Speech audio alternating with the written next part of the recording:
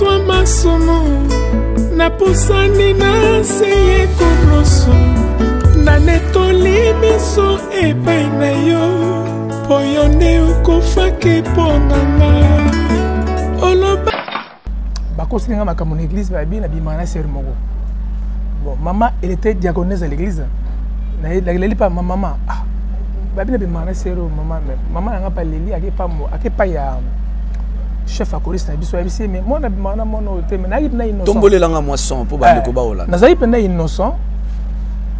Koko c'était makambo ngwana, ça m'a touché, jeune que j'étais et j'avais pas l'expérience aussi et du coup ça m'a fait sortir à l'église. Nous avons un billet à battre. Ok.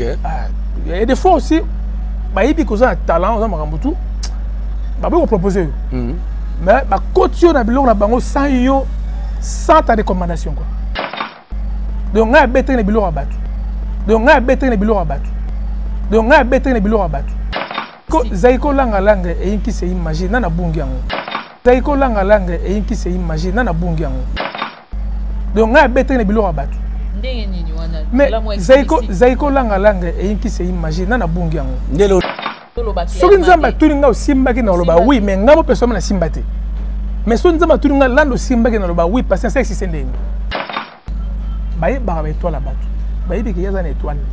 Na étoile na ye on le proposera pas mais on peut l'utiliser avec sa propre étoile. Donc il y a une différence entre bien chanter, vendre son album avec na koyemba malamu na musique ya malamu na koza na gloire de makamususu koyemba pe disque na classique ya makamususu ezalaki que na ke simba ba interdit. C'est quoi les interdits? Na on c'est expliquer binongo na ke beta Lassa chante Carlito. OK. Ngaso na seyango Lassa dans la peau de Carlito. Vous savez bien Carlito a son musique à mokilité. Oui. Azo samela nzambe.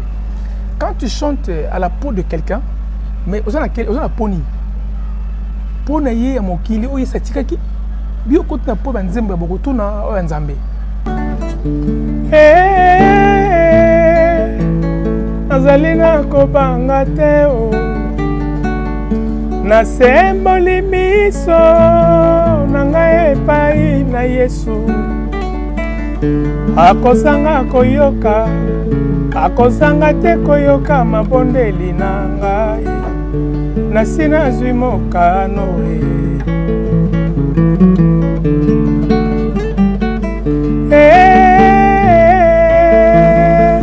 azali na kobanga te nasemboli miso na ngai epai na Yesu akozanga koyoka akozanga te koyoka mabondeli na ngai nasina zwi mokano.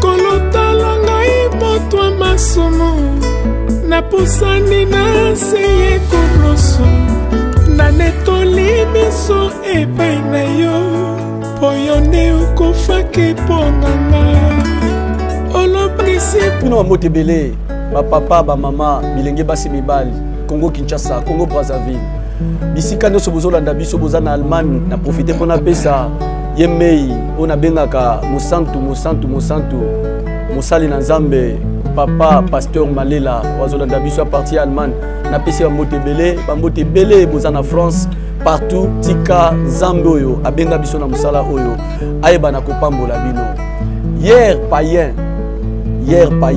aujourd'hui chrétien. Hier il a passé par-ci par-là pour servir le monde mais aujourd'hui il s'est décidé de servir l'Éternel son Dieu son créateur na oyo Nzambe asala na kati na ye. Il s'agit de bel et bien notre frère l'homme de Dieu oyo tozana na émission lelo oyo tokoyeba biso na ye ko zala na kati ya ambiance oyo et ko permettre que bino boyeba na kolanda. Il s'agit de bien le frère Landu Pembele oyo kala boyeba ki na kombo ya ndeko Lassa salaki sala na ye ya koyemba na ngambu wana melelo tozana ye awa comme état chrétien. Émission que la co-présentée Nazanga Mokotier. Je suis avec ma sœur Célia, avec elle qu'on va présenter cette émission. Alors bonjour papa. Bonjour Pembele. Bonjour mon frère. Bonjour mon frère. Bonjour, bonjour ma sœur Célia. Bonjour. Ouais, merci beaucoup, que Dieu vous bénisse. Merci. Nabenga yo na émission oyo. Nabenga yo Lassa, nabenga yo Pembele. Nabenga yo nani na kati d'émission. Toto benga yo tout nani. simplement frère Lando. Frère Lando. Frère Lando Pembele, voilà. OK, frère Lando Pembele. Frère Lando Pembele. Oyoki. Voilà, frère Lando Pembele. Amen. Ndeko, nani na tapoko lingi ba bengo frère. Non, même frère, c'est une façon même Lando Pembele. Mais pour ça Moussali Nanzambe quand même un grand homme. Même évangéliste. Humilité. En fait, moi je parle, c'est vrai que dans la Bible il y a 5 ministères, mais tu peux avoir des titres ou pas. Si Dieu est avec toi, il est avec toi. C'est ça, parfois, dans mon frère c'est mieux, mais il n'y a pas aussi, même évangéliste comme vous voulez. Hein. Mais voilà. Dieu ça. Voilà. Frère Lando, je peux faire. Très bien. Et que ça là pas cité, tu bien yo frère, tu bien yo évangéliste, tu bien yo pasteur, mais et que ça là pas cité, je crois que vous êtes d'accord na biso na kati na émission. Alors Ndeko Pembele, chantre chrétien, le chantre chrétien, le Moussali Nzambe, le évangéliste, mais pesa biso na nous parcours na yo, batu bayebaka yo na kombo ya Lassa, na kati ya Zaiko langa langa Kolomboka. Et pas il y a président Nyosh. Nous allons qui kuna diku Kolomba kuna lelo za chrétien. Yebisa biso nanu ndenge nini komaka na Zaiko. Kobota mana yo kokola na yo. To yebi ki oza na kati ya famille Lassa bato ebele ba yebi yango na mboka oyo. Eza mingi na likabo ya koyemba. Mais ndenge nini yo komaka na kati ya Zaiko langa langa. Na Zaiko na komaki parce que na utaki na orchestre mususu na bandaki na kosambela na nasi ba mama ba kotsa biso na ba ekodim. Na côté Kodim, na table cours biblique à l'époque, qui a 10 ans en fait. Après un papa qui m'a dit non. Après, na comme 17 ans, bah quand c'est dans mon église, bah bien, na bimana c'est mon bon, maman, elle était diaconesse à l'église. Elle pas ma maman. Ah, bah bien, bimana c'est maman. Maman n'a pas les lits, à pas ya chef à choriste na biso ABC, mais moi na bimana mon hôtel, mais na innocent. Tombolé langa moisson pour bande ko baola. Na zaï pena innocent. Ça m'a touché, jeune que j'étais, et je n'avais pas l'expérience aussi. Et du coup, ça m'a fait sortir à l'église pour aller chercher le monde. C'est ça.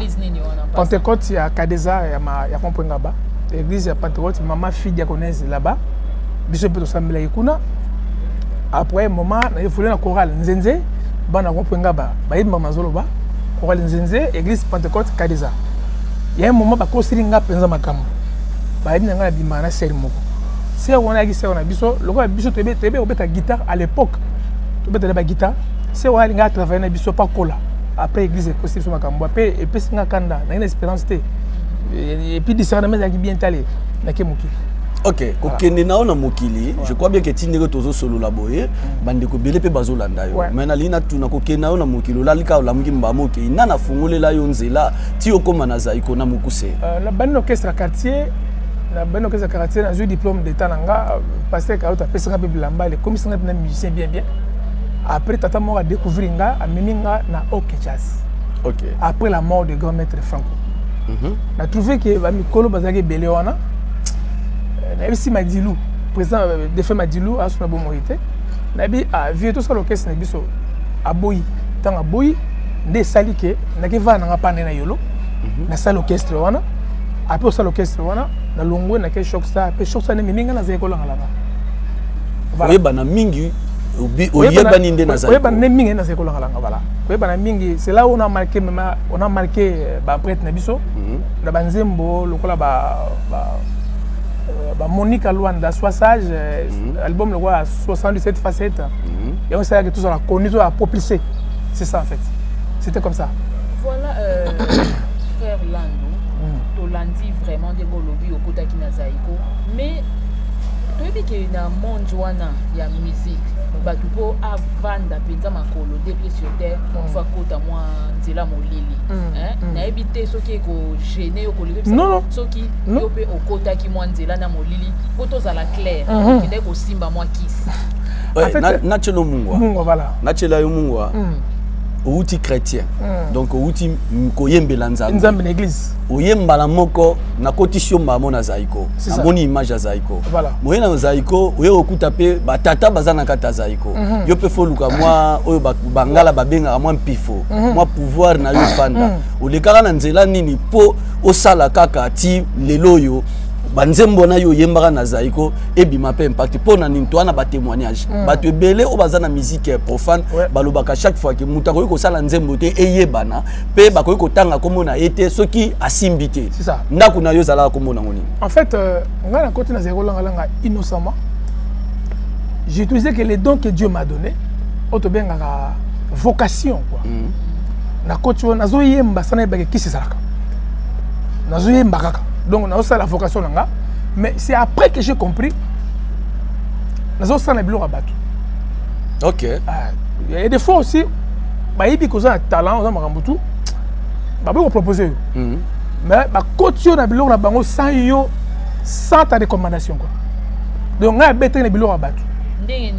Mais zaiko langa et qui se imagine na bungi yango ndelo na inatuna yo yebaka e qui se imagine siko na maki avayo ke na zaiko to kriwana e qui se imagine avayo koma na zaiko to be oyebaka yango ti ozoke na zaiko yebike ana okenda e qui se imagine na yebaki ke neno ke na zero langa na ke na e qui se imagine OK na yebaki mais siko yo na yebaki yango mais lokwa to banga ka te ko kende osimba moto. C'est-à-dire que quand ma montre, c'est-à-dire qu'on touche au caisse, au UEB qui est au caisse payé à Kissi. Mais si vous avez au côté en tant que moi, en tant qu'enfant, en tant qu'innocent, dans le côté de Bano Yemba, mais c'est après que j'ai compris, Dieu m'a dit que mais tu as vu tout le temps que tu as passé là-bas, au salaire qui est blanc là-bas. Na côté na bilo na bango to tika na nzambe mupanzi to fandaka na na zaiko voilà na côté ki na biloko na bango o côté ki na biloko na bango mais en bref c'est que simba ki si pour la son ozolo ba so nzamba tuninga o simba ki na loba oui mais ngamo personne na simba te mais so nzamba tuninga lando simba ki na loba oui parce que c'est sending bon voilà qu'est-ce que comment tu faisais on a vivre na kata climat parce que yo biki yo kota ki osimba ki kisite mais climat o eza kuneza yi kisi e imagine na silisa e yi kisi e imagine bo kende concert bo zonga bo beta biloko bo zonga osali pe album na album wana pe opposé et yebani pe e yi kisi e imagine mais yo kotite comment climat wana bande ko leka na nzoto mais na ko beta le solo ka neti Moïse je sais pas si Moïse n'a pharaon a simbe blo à pharaon je ne sais pas la Bible nous a pas dit ça. Moïse est passé par Pharaon. Est-ce qu'il est passé par combien de magiciens? Mais Moïse Azaki peuple mis à part avec Osambe, mais il y a déjà Nzambe. Je sais ça. La tierre Nzambe, donc na côté na innocence. Na bêti na musique, na innocence, na simba, rien du tout. Mais c'est après j'ai compris que na simba na bêta na simba na blanc na bas. Donc au simba qui on est tolba quelquefois sorcellerie inconsciente. Donc Ozaki inconscient. Donc obi que ça na batum sous ba sala musique ba simbeli bango. Est-ce que vous allez me croire à ça? Mais on a me capé convaincre population tiens aux à la claire. Est-ce que Nekonanga Mosali na Nzambe vous êtes d'accord na biso que bandeko ba Olanda biso noza na TV bazwa réponse na yo. Ouais. Oyebi ke na musique ya profane qui sezali. Je sais. On dit mais la rango ke eza. Eza makasi o sala. Oyebi pe ke muta o sala succès te sans aller kananzela wana. Impossible. Mais yo salara moi succès na pas moi succès mais no salara succès na yo. Kombo na yo pe efandi. Là ça soka bando yemba ba mama biloko na moto eziki. Donc en fait voix mélancolique nzamba pesa yo. Voix ya kitoko. Mais succès wana. Le roi yo lobi ke yo simba kité mais batu ba simbela ki yo. Mais comment tu sentais à toi-même que est-ce que awa pene da place ngala ko fandaka? Donc on moni na beta guitare. Eza don ya katinanga. Le talent se convertit en don si tu travailles. Par contre, nake yemba na zero langa na yembi na étoile nanga. Donc nazo yemba na ngai mais na sala succès ngamo pe na comprendre te. Mais na simbelo wote. Basimbeli yo. Basimbeli nga koloba. Yo sala pe loko. Donc en fait si on comprendre bien ça que zalaka baye ba étoile la bateau baye que y a une étoile l'étoile naie on le proposera pas mais on peut l'utiliser avec sa propre étoile.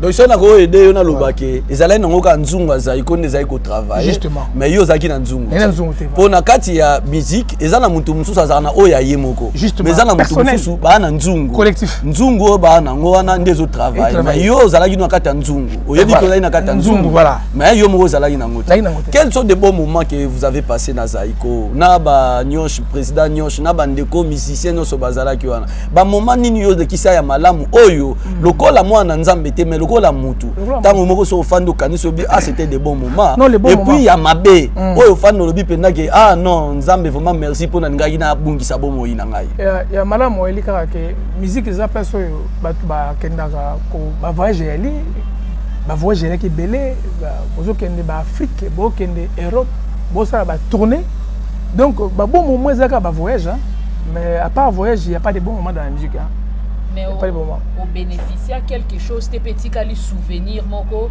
au loba un peu que je n'ai rien bénéficié non je n'ai rien bénéficié dans les bon année bangonde va bénéficier nga bangonde va bénéficier nga nga bénéficier na bangote parce que c'est un orchestre bozo beta il y a pas de salaire exact yo bénéficier ni au batin na bénéficier salaire mo bo na so maki lo boy mais salaire ezala qui mais pourquoi aux joie qui tant mais na joie qui tant parce que la musique en fait ba oso koti okuti bato bien lokolo moko yo bien lokolo mona bango mais à tous na bango te olandi kata modèle na bango mais nakolo ba ke bon moment ezaka ba voyage mais bango nde bato ba profiter ki nanga na profiter na bango te parce que na eloko moko te oyo zeko pesa kinga en soi on a ça dans Chili là OK na zo eloko na musique zaiko on a zo eloko na bo ezati y a rien mais aux ala qui a bonne relation na président Nyosh on était en bonne relation na bandeko nyos est-ce que vous continuez à garder quand même relation wana to au baby Sanyos non le baby c'était parce que nga ke nzama benga c'est ça le baby c'était parce que moi Dieu m'a appelé je ne suis pas autoproclamé mais c'est Dieu qui m'a cherché c'est le ciel qui m'a pointé les doigts en fait c'est la vision céleste qui a voulu que ça là que nazala boyna bango dans le rôle il y a vision céleste au baby si relation on a battu non bango na baby si relation c'est-à-dire que nazala nga bien mais sauf que la Bible dit sortez au milieu de et ne touchez pas à ce qui est impur et moi Dieu je vous accueillerai j'ai fait de sorte que nzamba bimisinga na mokili na yebo yebaye a façonner nga a briser ngai c'est après que je vais retourner vers eux si bakolinga soki bakolinga qui va kutana nga to partager nefsa bango o ni nzamba zo bongisa pona bango pe Décolla ça, on a un peu les temps où on met la qui on a Kati ya Zaiko. Alors décolle que ça a salaire mais tu t'es retrouvé au fait de l'autre côté. Siko au longwa qui n'a pas déception dengo bande ko s'est retrouvé ou bien ezaka dengo lobi ke nzamba benga ki tu avais eu un temps ou bien au longwa qui peut-être tu avais été déçu de au mi retiré na temps on a nzamba benga mais quand un peu oui, j'étais déçu, Dieu m'a appelé pas tout de suite. Dieu nzamba benga après donc après Zaiko, c'est l'album n'a pas privé. Ah, au Bendanaki par déception. C'était par déception. En fait, tu es tourné héros. Déception, il y a Mbongo, il y a Mwasi, Pokuna, ils allaient à balé. Mbongo, Mwasi, succès. Papa, il faut pas faire pas foutayo. Sur la foutioté, je ne me retrouvais pas. Et du coup, na longwa qui pour ça carrière en solo. Pour na vivre dans ngana liango, na leb na mbongo dans ngai.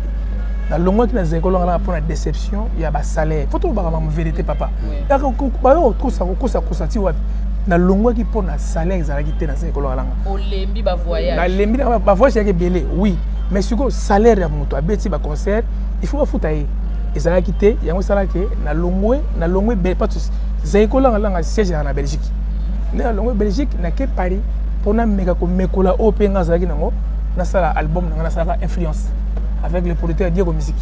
C'est ça. Et Kendara Neni. Et Kendara très bien. Et Tekama bien. Aujourd'hui on peut mbongo. Aujourd'hui on peut mbongo. Siko c'est là. Succès sans qui na musique. Rien, n'est-ce pas? Mais ndeni sala ki ke yotango longo zaiko. Okoti pété ndako ngo ke ipété. Ko sala logo na yo. Na continuer quand Simba ki ndeni. Et Simba ki parce que moi musique lelo la gloire c'est l'autre. Cause on a gloire la musique ma kamsusu. Côté capé disque ma kamsusu. Au ça album de qualité, il très bien, thème bien, aussi peu le côté mais était quand même mais continue la gloire que pour ça succès.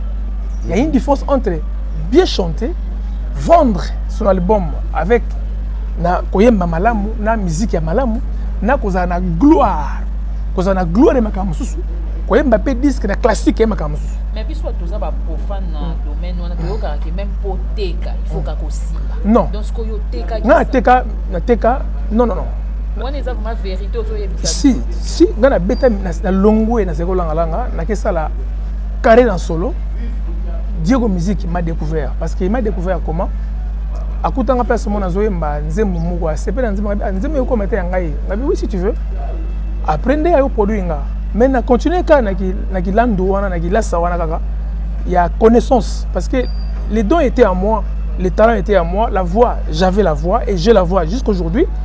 Donc j'ai fait que au moins na wumela ngata ça album moko so na tikala ina wumela parfois na ngazo bloka mabe mais na wumela était parce qu'il y a place nangati. Mesdames et messieurs, je crois bien que vous êtes en train de nous suivre. Vous êtes partout dans le monde. Vous êtes en Luanda, dans mon ibino, dans Pessibino, en Motebele. Vous êtes dans la partie Allemagne, il y a Paris, il y a Belgique. Momon yeyo. À chaque fois, hier païen, aujourd'hui chrétien. Hier dans le monde, mais aujourd'hui, il est à côté du Père. Il est en train de travailler pour le royaume de notre Père. Mesdames et messieurs, il s'agit de bel et bien notre frère Landou Pembele, ex na obenga ke bongala ngana bengi ex lasa pona nini parce que kombo wana ya lasa ba mama ebele bazika biloko na nzembo ba nzembo ya wana frère l'évangéliste Pembele Landou na lingi o mekampe ko sunga biso yo kutana na Christ ndenge nini parce que soki na tunyo question oyo lelo uti kuna okomi koyemba ta na otala yo na makambo zoloba namoni na benga e grand frère na yo na benga e grand frère na yo namoni asali succès na mokili ayembi diku akomi koyembela nzambe n'est-ce pas ezala ngondenga famille na bino ezala ngondenga nzamba bengela ka bino to ndenge nini Carlito Lassa azalaki kuna ayembi akimi ayena ngambo akomi koyemba lelo yo zalaki kuna na zaiko oyembi naloba ngo kimi to naloba bangi kisi to naloba nini yo lelo komi koyemba meka ko expliquer ngai. En fait merci beaucoup pour la question na yo pour la musique lelo ezalaki que na ke simba ba interdit. C'est quoi les interdits? C'est moi expliquer binongo. Na ke beta Lassa chante Carlito. OK. Ngaso na sengo Lassa dans la peau de Carlito. Vous savez bien Carlito a sur la musique à mon qualité. Oui. Quand tu chantes à la peau de quelqu'un, mais aux la poni. Ponaye à mon kili, ou satikaki, bio côté na peau banzembe bokotuna o nzambe. C'est là où il est compliqué pour la vie na ngaki wana. C'est-à-dire c'est là où Dieu allait, moi c'est Dieu qui allait me tuer lui-même. OK. Parce que Carlito qui est le pasteur a tiré une musique. Azu sabato banzembe wana eza bien té. Ngana yeso banzembe mongo. Nesabato banzembe wana na bandeli yango. Mbalo bokoyoka un chanteur qui interprète un autre mais avec des voix qui se ressemblent. Donc c'est là où Dieu m'a appelé. C'est là où Dieu m'a appelé. Mais qu'est-ce qui vous avait motivé à faire ça? C'est-à-dire que na monaki ba guerre comme to na mokili, musique karaté, musique ça na ba influence moko. Na blom sous et pas cette expression où tu es habité. Faut pas ficher là, ça na sala fiche na sala boy. Na yebate na sinine na yebate. Mais Komugo, le pasteur Carlito, parce que la bande banzembo yatika. Mukomoko na sisi pe nzamba tikinga pena sisa. Papa, nazoa plus de 74 000 € ya bato. Munso yebi ngali ngala nzembo, pesa ngana tikombo na ye. Pesa ngana nzembo na tikombo na ye. Pesa ngana nzembo na tikombo na ye. Sans côté mabanga, siko nzamba tikinga na dépenser pour yebika obenga ninga na suka. Papa na boutou moko kaka. Donc na sisi nyonso na mixé na masterisé. Il y a une femme oh a s'est plaqué dans projet nanga. Alors nanga osa clip na kata bateau mouche. Na kata France wana ba bateau mouche. A futa bateau mouche 5 000 €. A sombi ba tenir ba danseuse, a sombi ba tenir ba musicien. Photo banda clip lobby. Papa na boutou lelo. Nzamba ye C'est là où je dis, bon, toute une question, il n'y a pas de oui, on a comprendre d'abord. Vous comprenez que pourquoi on a bendi pasteur Lassa, Carlito? Pourquoi on a bendi? Parce que quand on a eu un monde chrétien, on a un monde chrétien, et on a un biloko moko boza kokokana. Des questions n'angai. Justement, on a six albums c'est là na commis na kela la na butu on a que ça clip lobby na sisi makamunyoso na butu on a na côté la chambre na lali. C'est là où Dieu est venu me voir. OK, voilà. Na moni moto, na moni une grosse moto et na moulayi. Moto wana balali se on a nzete. Ba binanga o moni moto wana, moto ngazo bangana mona ete. Mukolo moto wana ko matango. Tu es un homme à battre. Ça veut dire que nous avons comparé la gloire que je cherchais, le succès que je voulais avoir, na moto. Moto à l'école moto, azana katsa la gloire. Amna bato bana senaï. Donc on appelle ngana ça succès. Ngana qui nous touché biloko au carte yembaki po. Comme on avait à peu près des voix, ba timbre vocal. Ngana na pété bloc et puis na bété très bien. Après avec singamu moto wana, mukolo mata moto entier no ma battre. Habita liboso na otana sena va na sena moni mère mama bota biso va na position matanga so bato bali ya matanga ba na se habita mo panzi na moni bana nga nyonso na bota motonga bisenga bazo lilo de so kufi. OK, na la moki dans la nuit moko na sala ba sisotuma ya sommeil na la moki na bimi na chambre na kela na salon so lo tu ndoto wa so la moki ndoto na ils ont sauté mais yanga to soki awa to bandi pe awa do ba continuité. C'est là où j'ai compris que je ne parle pas avec quelqu'un de ce monde. Je suis être suprême. Je suis policier. D'autres continuent. Ils continuent.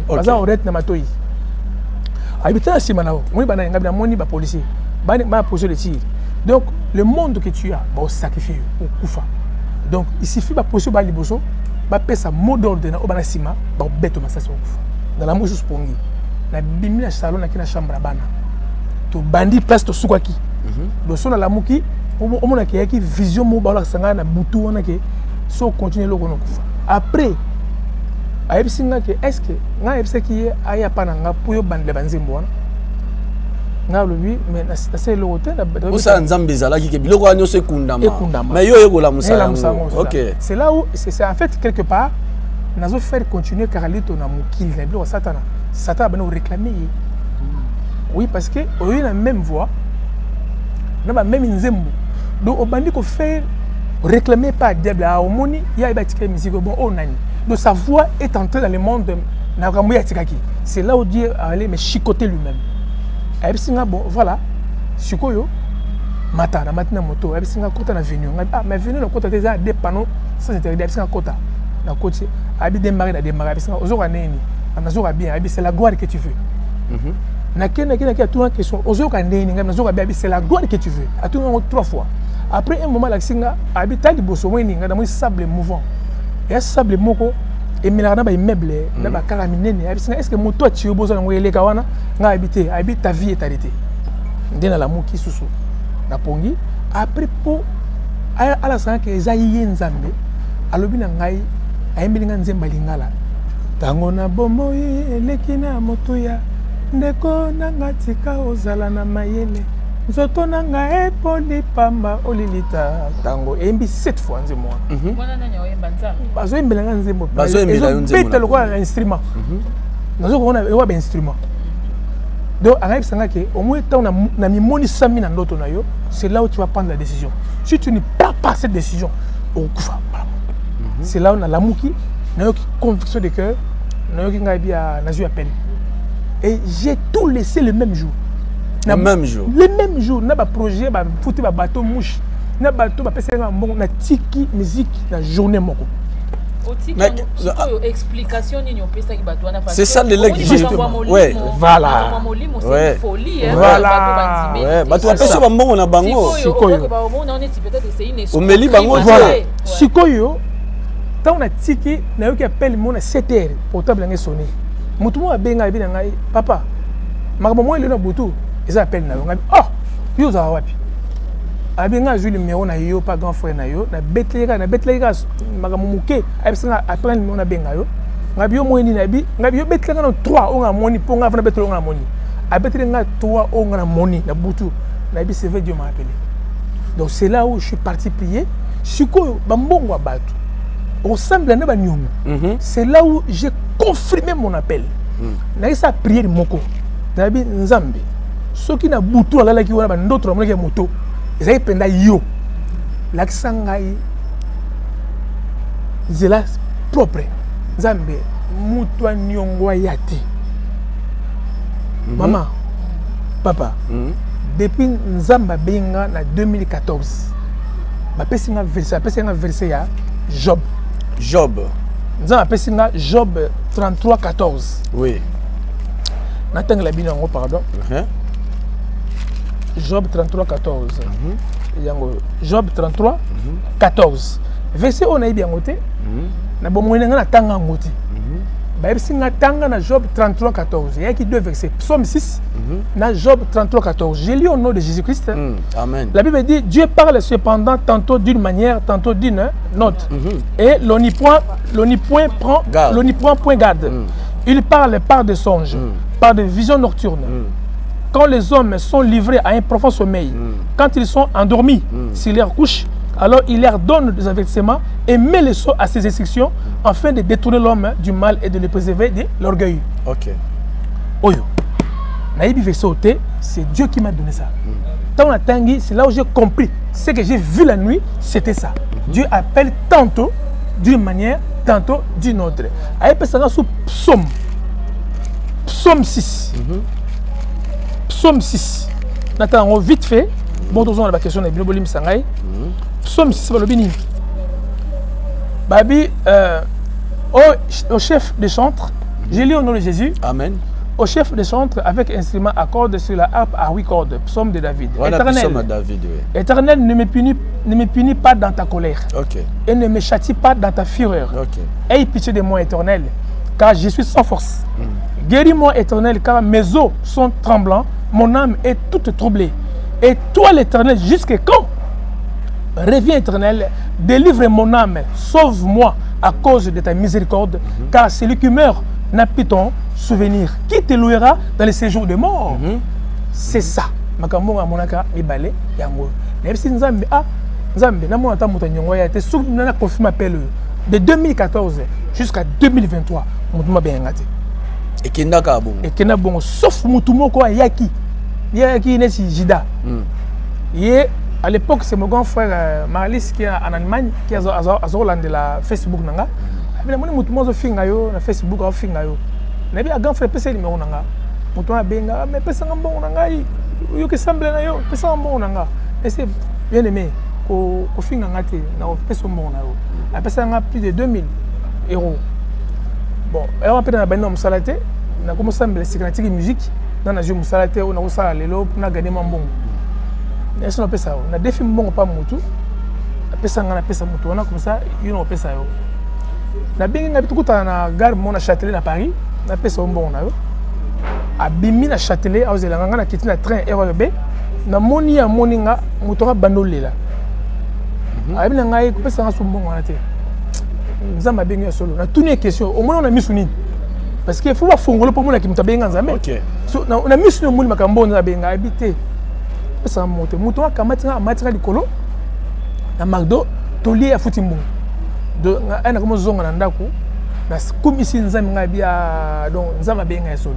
C'est pour ça nazo la décision moko radicale na tika tout le même jour na basignos na tika so ba belé wala kutu mwana tuna yo zate poso na tuni wana bakake ko bete belé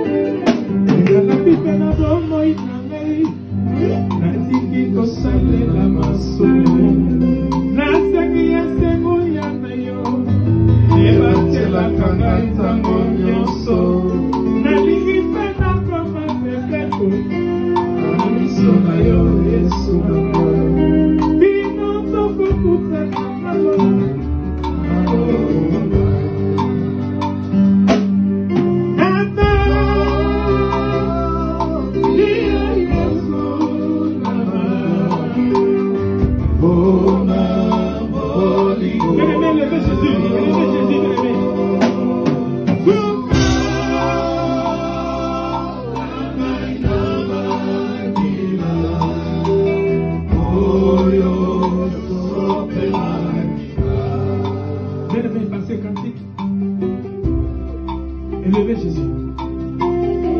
Adorez Jésus, bien-aimé. Prions. Prions au nom de Jésus. Prions. Pour côté qu'on a vraiment succès, na voix, na zo raisonner comment bambama bazaki na sima na. En tout cas, moi na kota kunezate. Oui, na lina kangisa mutu na moko poselio à kota na kati ya question. OK. Au fanda qui ozui révélation. Oui. Mais comment tu as procédé au kota ki na nzela ngone. OK. Pasteur na yo ayambi mukola liboso comme ko sambela comme na inani. Délivrance à vie na yo lekela wapi. OK. Ti lelo zokoma na makambo oyemba yango na tuni yo. Justement. Olandika pasteur là ça ndenge ya zalaki pe ndenge yo yeka mbamo koti ou bien eza na formule moko bonzamba memaki yo Paul lelo a confirmé ministère oyo. OK. Na habité c'est ce qui a ça na question musu. Oui, quand quelqu'un a rajouté dans le but que Nzambe, je sais une chose que ce qu'a bengi mutu après ça qui toujours une mission. Oui. Alors RIE olbi mission moko très spécifique hein. Mission nini Nzamba pesi yo. Solo la kina Nzambe mission nini concrète Nzamba pesa. Tout font la Bible Isaïe 49. Isaïe 49. Mesdames et messieurs, vous comprenez les deux Nzamba ba Bible là. Isaïe 49. Pardon. Isaïe 49. Oui. Voilà. Un jour, na bimi na ndako na ngai na okende na mwasi na ngai to kende toujours train. To ba voiture ba embouteillage. Toujours train avant d'attendre avec ça. Na mission o Nzamba bengele nga. To komi na gare à train. C'est que mutumo ay prophète na ebi était c'est un Camerounais. Na ebi était a quitté na train train na servi gare na été a zeli train sous. Tant elle tant elle kei to moani ya ngam ngam. Ay singa monsieur en face. Dieu me dit, tu es l'homme de l'Ésaïe 49:6. Ta mission qui t'a confiée, c'est dans l'Ésaïe 49:6. C'est na vivre ma kamboboyi. Na réalité, on a là qui na mona qui na mususu. Mais on a vivre dans moto boyi. Na tanga Ésaïe 49:6. OK. Je lis au nom de Jésus. Amen. Il dit, c'est peut que tu sois mon serviteur pour relever les tribus de Jacob et pour ramener le reste d'Israël et je t'établis pour être la lumière des nations. Pour porter mon salut jusqu'aux extrémités de la terre. C'est ça. C'est ça ma mission. Dieu m'a appelé de continuer, pas de chanter. Moi, je n'ai soutenu dans Yemba. Je n'ai pas comment je n'ai pas Yemba pas Nzambe. OK. Je n'ai pas prêché par Nzambe. Mais après, quand on a tangi verset Oyo, je n'ai pas Nzambe, c'est là où na bondeli ka Nzambe so pesa pe ba Nzembo pesa ka Nzembo papa tozonga na banzembo mais to ke nanu pasteur ayamba yomba la liboso après ndenge nini ça passé comment est-ce que délivrance na yo le kandenge ni tanga benga ebisinga kamboyo nazongi ndawo kalto ebisinga passer kalto que je salue en passant ebisinga ke oya pana ngate sambela ndako na yo passer na été pour na ebité on est na aider na musuni so yi na bona aider parce que comme aligamwa ya kana ngaza pepre ndenge moko alors on a préféré au sambela na ndako na yo comme ça ndako na église nzamba formé yo nzamba mo aider yo c'est là moi j'ai pris l'expérience 9 mois à la maison moi-même mais c'est lui qui a le tout. OK. Mais na pour tata molimo na mona ya nzambe mo même pas Carlito tata molimo pour nga bolimbisa nga vraiment. Parce que je faisais que la prière. Je faisais que la prière. J'ai été délivré de l'impudicité sans qu'on me pose les mains. J'ai été délivré de la musique. Et bimba na katinanga. Et bimba penza. Avec Dieu. Parce que j'ai fait des prières à la maison. Moi, mais moi, c'est Dieu lui-même qui m'a délivré. Il y avait une auto-délivrance. Après, c'est Carlito qui m'a appelé pour m'imposer la main. OK. Voilà. C'est de là où il y a un qui n'a comment. Voilà. Pourquoi tu n'avais pas cherché une autre personne? Ce n'est que propre votre grand frère. Parce que Yemoro Kutuko Yokayo, azalaki pena na posa wana tala bisoko ye na osunga yo te lokola mondimi oza lokola likambo ya na leki nzoto ezosala makila maintenant pona nini te oluka pasteur moko bomozonga kaka na makolo ya pasteur lasa po oleka na délivrance mais nga na lingi na yeba oui c'est qui est vrai tant que toyaka dans le Seigneur c'est possible que automatiquement Nzambe a koti à travailler katina yo. Mais ça demande toujours quelqu'un qui est comme Jétro, Moïse, azalaka la maboko ya Jétro. Voilà. Ah, donc c'est ça le problème. Josué peut faire azalaka et pas ya Moïse. Mais yo ezanengeni. Moi, mon appel est passé par Carlito. OK. Un jour, la gloire à Dieu. Un jour, Carlito a bimi la mon affiche dans la peau de Carlito. À mon affiche là, la zone seconde à moi à Karamoké. Tant zone chez n'a parlé, et si moi c'est non semble sur pour moi noter. Plus ça semble pour et plus ça sort foncer mon misère mon kili. OK. Après il moko nzamba le bela et Carlito au commencement était toi. Abino au commencement était la parole. OK. Alors bien moi Dieu, je cours derrière ma parole. Je t'ai établi sentinelle pour ton frère, mais c'est moi Dieu qui change. Prie, ton frère viendra. OK. Un jour quand on m'a appelé au téléphone, qui m'a téléphone pour la bande qui bloque banze munaye. Mais moko, je suis sûr et certain que article un message moko. Mais message on a accompagné la prière parce que notre message n'est belé et les gars là maï. Mais notre message on a betino pum. Abika malé mabi land. So ko ya okuta na garde nord. Dans un message là. Papa abine ka boye mais na on dirait kaki. Na ke pa na ye to kutani na garde nord to ke na boulanger mo to vandi. Abina nga est-ce que ko ndima ke nga la sentinelle na yo. Nga bi sentinelle wana na bi suma manzambe te c'est côté na forme kili nga bi sentinelle nga. Ya yo mko za sentinelle nga. Habiter na ça n'a parlé spirituellement. Nga bi non, on a sentinelle nga te abi non, on a sentinelle nga ba fongoli nga vexé. Abi nzambe resana sur deux choses. Ou soit on continue aux osala mais épée et que longwa a été et contre nanda ko mowe bon mutu so mutu za vertité. Donc na bengo pona yebisa yo o nzamba yebisi na yebisa yo. Soit on continue au kufeli kuna sanga parce que ngai fona bimana sur maboko. Ou soit au yoki o nzamba yebisi nga comme message. La pesa nga des sortes. Na yoki na vandi ngai bi sona sandeni. Nga c'est album, c'est mixé, c'est avant contre na monde bandoto il y a bien nga liboso. Donc abenga liboso ya bisinga. Après nzamba aila. Donc yo grâce na yo ezake pendant que tu faisais tout ça mais il y avait quelqu'un qui prenait tout son temps de prier pour moi. C'est ça lui. C'est ça maintenant l'avantage. C'était lui oui. Il y a un peu ça là que yé kaka za la père spirituel. C'était lui. Yé pas un mentor na yo. C'était lui. Timo ya lelo. Timo ya lelo na koloba. Malgré celle qui comment tu es en ligne. Mais Tilelo, c'est lui. Mais oui, vous avez quand même taille Rosong et pas papa Nayo comme pas comme grand frère mais comme père spirituel Bossolo là. C'est lui oui, c'est lui. OK. Après alors bien nga ke nzamba bisinga boye mais so yo kingai ya so kingate papa na keneki déçu. Na ke déçu na pire à côté doute. Il a jaloux. Anika na côté musique ngate pas on l'aime bon le gaé. Ya so ngana bien ngana osameto ana ya ana ke sambe ngate. C'est là où Dieu m'a montré son journée à Job 33:14 dans mon tour. C'était comme ça. Mesdames et messieurs, je crois bien que vous êtes en train de comprendre. Nous allons lentement et sûrement vers la fin de l'émission parce que le temps, la télé, c'est le temps. Mais je voulais savoir quelque chose par rapport à ministère, au Nzamba Pessie na Makamba musique. Mais ils ont battu musu bazaka na ngolu de sozo landa bango zo sentir que appel au moniteur aux zongi singai place ngeni no kola na makambo no so salaka en réalité pour na yo ezaki na ngonzela moka ka transition nzamba zaye ko lekisa yo mais na kotala yo bo ezaki appel na yo ezalaki lokola ya Jonas ndenge nzamba zo benga ye mais ato kimi na Ninive nzamba ko zongi so kaka e pa yo api oyo nzamba zaki na posa okende yango moni yo ozwaka bato na yo ezalaka zaiko mais okei na zaiko mais nzamba tindi mbisa melio la parole yango asandi yo lelo oyo ezaki fo o annoncer liloba e pa ina bandeko ba yebi ote donc na salika akroki oh toi vanene au sala est-ce que s'il vous plaît est-ce qu'il peut nous gratter quelques justes morceaux? Il y a parmi Banzembo Yazo Beta Lelo. Est-ce qu'il y a quelque chose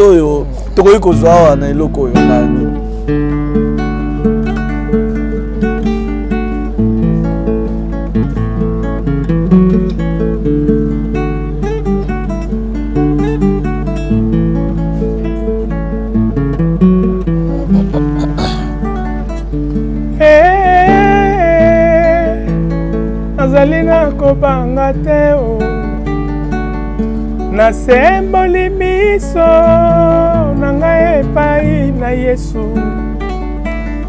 akosanga koyoka akosanga te koyoka mabondeli na ngai nasina zwi mokano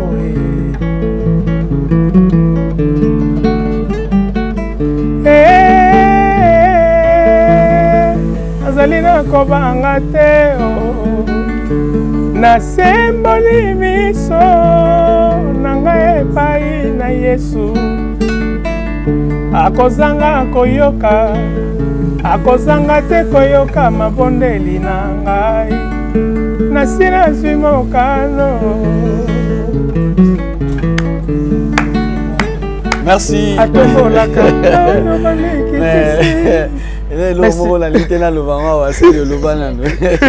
depuis Banzembo, on a titre Nini. En fait, j'avais peur.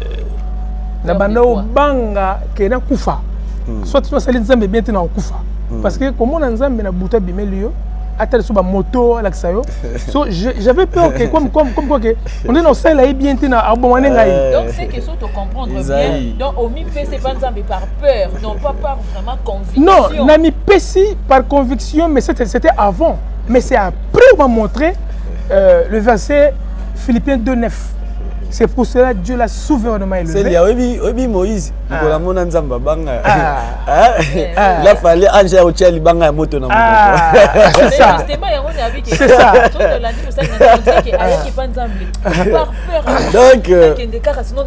Donc en fait na pas nzambe nazo banga na oti na tiki mukili sikoyo ya la kisinga makambo no sa ndenge ni sikoyo est-ce que no sa le na bien est-ce que na mesure ça nzambe sikoyo a pesanga verset Philippiens 2:9. C'est pour cela Dieu l'a souverainement élevé. Il lui a donné un nom qui est au-dessus de tout nom, afin que dans le nom de Jésus, tout genou fléchisse. C'est là où Dieu m'a levé la peur. Alléluia. Les apessinga nzembo. Nzembo na comment na comment nzembo te le longai. Na vana oti musa na vana kiti na ki que de betelinga. Nazalina ko banga te na sango siko na koti na ko banga silinga na mané de combat Christ. Na ote ba siko vie de Jésus. Ok. Je crois bien que nous sommes là, mesdames et messieurs, vous êtes en train de nous suivre partout. Mais il y a question, oh, on a lingi, to kitanango poto sou qui émission. Amen. Troisième étape, il y a émission oyo. Na lingi to sou qui sawana. Oui. Alors, là, il y a des délivrance. Qui vraiment bientôt que le bango d'une manière un peu ramassée. Oye, aujourd'hui délivrance, quand on dit qu'on va commencer là, mais quand un peu expliquer biso place ou délivrance, en gros côté c'était comment. C'est là. Na kokisila yo question na yo za kitoko na changu mungu anakati. Et comment le gola mumesana? Mutaza ko beta musique kuna. Soki aye malamoko to moni sere moko bona boko tanga kombo azalaka côté kuna papa pata kaka mbala moko sere ngo pe o azo préparer album. Est-ce que ça rythme oh est-ce que ni nezo la kisaka nzamba benyoka na musique? OK. Ezaka pose ko yemba kuna? OK. En fait merci beaucoup na question na bino. Nga ena yo sambela musique na bossa na yango. Na ye na donc to ba balaksinga ba bloko tout nzamba balaksinga na bia musique siffler kufi. Donc na te yaka baloba nzambe na sela nzambe tina kufa na lobby. Mais c'est après nazo la na butu nazo banzembo. Nga nzembo non je portable na côté yango. Moi laisse le butu nazo nzembo na côté yango. So na sa prière et pese nga so sa prière nga Seigneur. Est-ce que tu veux que na yembela yo na continuer ko yemba bi olingi na te ali lo banzambe na yo. Papa nazo réponse te. So na besoin de réponse na lokuta. Nazo réponse te. C'est après na vana mukomo Et des fois, il y a des voix audibles qui te parlent. Hein. On s'est prié, même si on a la boutoute, na boutoute, na vandika na kitiboye, si on a côté, pe ko yembelanga. Ok. Na tali boye mutate, na tali mutate ngabi. Bébé femme na ngabi muto mo benga, abisi muto benga, muto benga makambo abi, non. Oya yo moka na kitu wana. C'est là que j'ai compris que Dieu m'a parlé. À souffrir, si on a yembelanga pe ko te ape ponanga. Mais comprendre quelque chose là. Pourquoi il faut nécessairement ça que un musicien que simple chrétien. Est-ce qu'il faudrait seulement comme un ministère au bandoté à tout bandoyemba au cas que là un simple chrétien OK au sambeli au songi. Pourquoi kakake au longo il faut qu'on passe. Oui puis maman, merci maman. Et ça la bateau nzamba bengi, et la bateau nzamba pointé doigt. Bazar. Nous, on a reçu l'appel de Dieu. Cet appel, mais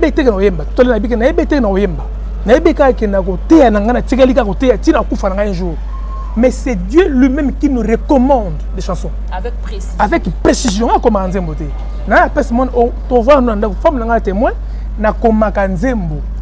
C'est là que j'ai compris que c'est Dieu qui a voulu que je reste et je prêche la parole et je reste dans Nzembo. Pour nous sauver, bateau a pesé ngai na Isaïe 49 na été bon na monoko et puis na été bon na Noémie. Voilà, mesdames et messieurs, l'heure c'est l'heure. Je crois bien que nous allons terminer cette émission, mais par cette question qui me remonte encore par rapport à appel nayo, par rapport à Moussala nayo et comment oso gérer yango parce que lelo au salaki musique à temps plein on est salaki à monde mais les loza nakati ya musique chrétienne les loza musali ya nzambe ozaka ka temps plein na musala yango ou bien ozoko a combiner makamuna yo na musala wana et puis ukusuki sabiso na bandeko yo ba musicien profane o bazana ngabo wana timo ya lelo o bayebaki yo message nino koki kopesa bango. Comment vous se sentez-vous par rapport ya po oyo zalango lelo frère Landou pasteur Landou évangéliste Landou ozana ngo lelo po na yo na oyo lekisa tango zalaki na ba musique wana ndenge ni ozo se sentir en fait lelo question de bosso laki ndenge nini oui est-ce que ndenge nini ozo travailler ozo sala yango ndenge nini OK nanzambe na ceux qui parlent album pezali déjà ont préparé annoncer yango nanzambe na temps plein na temps veut dire quoi. Aujourd'hui, parce que à temps plein, il faut qu'il y ait Ukanga Baboko, ça la voilà. Enfin, non, ça c'est pas le temps plein. Les gens se confondent parfois. Temps plein Zambéli, tu restes dans la parole. OK. Tu restes là où Dieu t'a appelé. C'est lui qui va te recommander de faire. Jamais je ne m'a recommandé. C'est pour cela depuis que Dieu m'a appelé à 2014, Naïsa Ranzembo moko en 2020. 6 ans après. Ozo kambe église? Non. Moi je prêche dans la rue. OK. Ngater na balabala. Évangile à balabala. Il y a Nzembo na kotsana ba Nzembo ne ba tu ba nzema peso Nzembo ti au sein des clips nango ti au ti un peu gratuit. Au té qui pété parce que il t'a pesé ngango. Attention, on a commis ce piège. Voilà, il était na kota ngole, le poisson na kota yango. Les émissions mobimba. Ya rusala ngo ya ofele. Wana commis ce émission mobimba. On obi ndeko mo kayemba na emelango. Sala ya nzambe yaki ofele. Kasi ya lele koma ya mbomo. Dali la kota la ngakuna te. Pardon. La panier yo. Lelo ngai Nzamba benginga naza à temps plein pourquoi parce que quand à temps plein eza koza ko tikana makolo nzambe. OK. Les gens parfois quoi que faut batina kene blumbachi kene non. La mission de Dieu est de rester dans ses pieds, yena bana kotinda. Bandeko bazolanda yo. Kotina kitunga, ye bandeko kotinda ke sala boye. Bandeko bazolanda ngai o bazana na ngambo mususu otobenga profane ya mo profane est mon gars na ngote. Profane est un mot français. C'est des musiques profanes. Et musique on zam na katasa ko se retrouver té. OK. Ya benga musique profane. Bandeko, ce qui vraiment musique à mokili. Auto benga musique à mokili profane. Et ça qui vraiment musala pona ba to ba foot le bana ba mineval. Nde ba karali to na biso to continuer ngo to yemba mokili mais to ça la peine nzambe. Mais ko sala nzambe c'est toute une vie. C'est une vie on nzama bengelio na consécration. La consécration. L'église est appelée à vivre hors du monde. C'est-à-dire que la consécration. C'est-à-dire que nous avons bien habillé sur le lot. Tout ça, il y a une fidélité et puis il y a un solo. Là, on peut se conseiller, mais on peut se aller au bateau, oyo, batiré dans Gambo. Parce que on a pas baqué, bateau, bah ben baga nzembo ka tem moko. Ben baga nzambe tem moko. Non, moi moi monsieur mon moni na Congo lo bango. Ben baga tem moko, ben baga nzembo moko. Mais papa nzambe baga moko, mais tu mets plusieurs façons. Tout ça on a prière, adoration, tout on a louange, tout on a Paul n'a pas dit avant tout ce fait, il faut que des prières, des supplications, des requêtes. Des actions de grâce. Des actions de grâce. Bandeko, Nzambe sa benga bango. Le reste, c'est eux qui endurcissent leur cœur. Dans le bango, à mettre le plus que Nzambe sa benga bango nyoso. Longtemps, on a comment le bango te, ba yebi passe bali. Biso to yena ngambo wana. Dieu nous a pointé le doigt. Bango be benga ma. Ba mona pe makama Nzambe, mais ba tikali bongo pa bali ba bazo ko musana bango. Mais Nzambe sa benga ki bango. Bandeko, boya pa Nzambe. Donc en bref, la musique on est koufa. Yes, ça t'est c'est mutumoko ha. Maman musique est musalate. Musique est musalate. Ba mona ngo musala musique est musalate. Musande eli auto sala nzambe, musande yango. Ya ko gagner que ça baki aller prêcher la bonne nouvelle à toute la création. C'est lui qui croirait et qui sera baptisé, sera sauvé. Aujourd'hui, j'ai fait appel à grand frère Kofi Olomide, à Werason, Jubin Piana, na ko benga bango ba faire gola ba fali poupa. Papa, la Bible dit, les jours où vous attendrez sa voix, c'est votre cœur. Nous avons ça bien bango maman, le reste, c'est leur cœur qui sont endurcis. Mais la personne me message que on sort sur là. Avant pas la téléphone. Oui, bien avec le lobby Kouloutou Kofi. Alors Kouloutou Kofi, bien avant la téléphone. Soit payer mettre nga. Voilà. Pas colo. Je crois bien. S'il y a un dernier mot, parce qu'on va désannoncer l'émission. Voilà. Merci beaucoup. Merci ma sœur Célia. Merci mon frère qui est à côté. Mon frère Richard. Mon frère Richard, ouais. Le pasteur Richard. Le pasteur Richard, santé. L'homme de Dieu pour votre disponibilité. Je pense que Ololobi est soumis plus d'une personne. Amen. Peut-être Bazala qui koye bate qui nzambe a benga rabatu réellement peut à transformer kabatu. Bon ba qui lobby dans le monde aujourd'hui, vous êtes dans les seigneurs vraiment. Je pense que édifié. Merci également aussi au pasteur Richard. Merci Célia, merci à tout le monde, merci à tous les amis de Ozana TV. Na ngabino mingi. Topé sabino musala oyo ezapo na oyo nyoso bino boyebi. Par rapport à l'émission, ce que nous avons fait aujourd'hui, est-ce qu'il y a un mot à dire? Non, ça va, l'émission est très bien passée. J'ai aimé la façon, j'ai aimé aussi parce que les lots muto comprend langage général muto a yemi nzambe. OK. Sous mon soir là qui a même soit même ngala ba sujet mususu. Mais beaucoup tinga peut-être na ba sujet on encore répondre facilement pour le coup manzambe kendepe bato bato na biso bazo mo édification na comme on a eu. Nasko lo na sepeli na yo. Tant na otala yo na mona Paul. Na moni apôtre Paul appelle na yo Jésus batumi balé na Bible. Jésus Jonas, Jésus apôtre Paul. Pourquoi Jésus Jonas ou Yebi? Pourquoi Jésus apôtre Paul? Apôtre Paul tellement que anyoko la qui église. Là nous avons récupéré no moni kazaki apôtre ba gentil. C'est-à-dire les lots on lobi que yo za na balabala, zo te anu lido bana balabala. Donc zo te ya banane ba gentil. Voilà pourquoi. Na remercier yo, continuez musala. Amen. Josué, Nzamba Yebissier, à Yebissi Gédon plutôt, va avec la force que tu as. Amen. Ne recule pas. Amen. Lève-toi, va avec la force que tu as. Amen. Et le Seigneur sera avec vous. Amen, mon frère. Quant à nous, nous vous disons un grand merci. Je dis un grand merci à ma sœur Célia, nous étions ensemble. Merci à les Abongo Namaboko, il y a Maître John, Papa Moïse, Maître John. Merci pour notre cadre, merci pour notre accueil. Vous souvenez vraiment notre accueil qui toko. Et puis, tu as aussi ces missions. Oui, toujours. Côté ya mobali ya makasi ya Elombe ezala toujours na mwasi mo ya makasi o azo sala po ministère ezala nde bozo mona ebo ministère otininga zo fanda wana et puis muto azo so ata ko tia ba genou na se po na ko bondela po moto wana ezala toujours ya kokufa te maman na biso Nafi Mangenge maman Nafi Mangenge voilà en tout cas maman ba bisou ebele ba bote ebele nzamba pambola yo abatela yo continuer na ko batela papa oyo pe na nzela na nzambe makamba minene ko sala amen.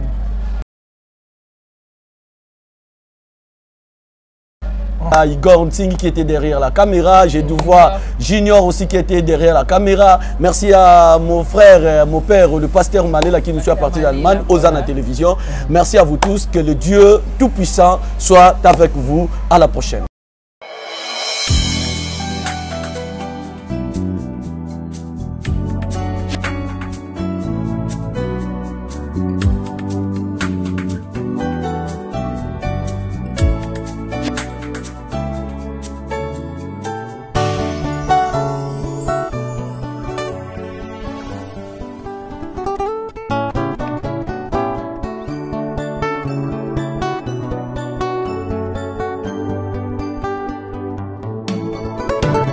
Je suis la résurrection et la vie. Celui qui croit en moi vivra quand même il serait mort.